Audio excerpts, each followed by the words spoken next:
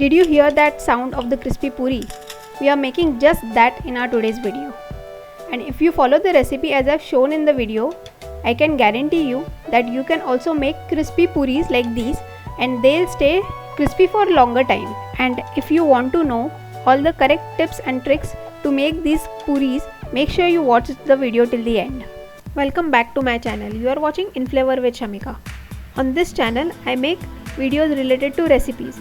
If you like this recipe, please like, share and comment in the comment section below. I have listed a few recipes in the description box below. Do check those recipes also if you like to. Please subscribe for simple and quick recipes. Hit the bell icon to get notified when I upload a new recipe. Let's begin our today's video.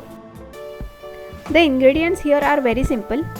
1 cup fine rava or barik suji, half cup water for kneading the dough, 2 tablespoon maida or all-purpose flour, salt to taste. In a bowl, add rava, maida and salt. I'll mix everything and make sure that the rava, maida and salt are well combined. There are two varieties of rava in the market. We have to use the fine variety or the barik suji which we get in the market. Now I'll add water little by little to form a semi-stiff dough.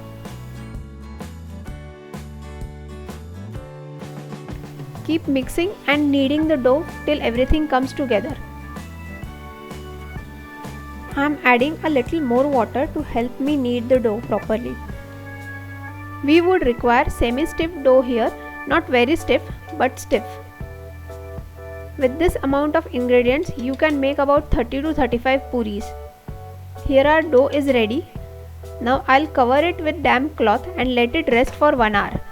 Do not skip the resting process, it's very important, and make sure you don't rest the dough more than 1 hour. It will make the dough very soft and your puris will not get crisp. Now our dough is well rested for an hour.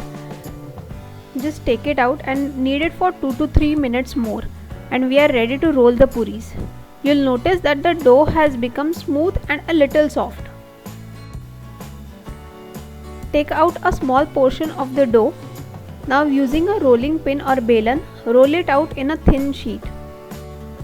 It should be thinner than the chapati you roll out. Now I'll cut out the puris from the sheet. I'm using a tiny steel dabba, but you can use any katori or cookie cutter what is available with you. Cut out small puris from the sheet like I have shown here.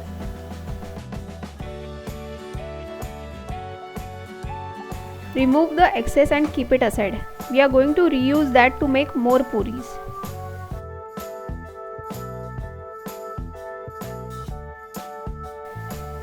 Now that our first batch of puris are ready, it's time to fry them.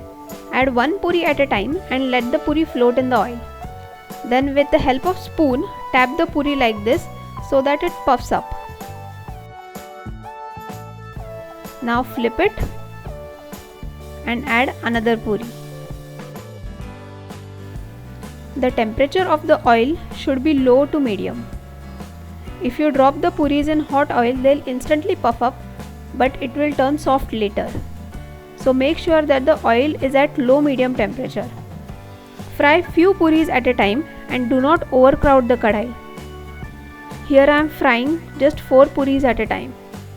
The frying will take a little longer, but your puris will stay crispy for long. If you can keep these puris in an airtight container, you can have them later also. I am frying these puris at low to medium temperature for 4 to 5 minutes now. This process is a little longer, but I can ensure you crispy puris that stay crispy for long time.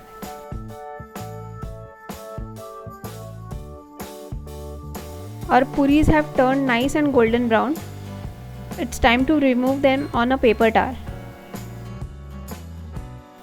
Make sure you tap the spatula 6 to 7 times minimum to get all the excess oil out of the puri. Sometimes the oil gets inside the puri also. Now I am removing the puris on the tissue paper. Here our first batch of puri is ready. Similarly, I'll fry the rest of the puris.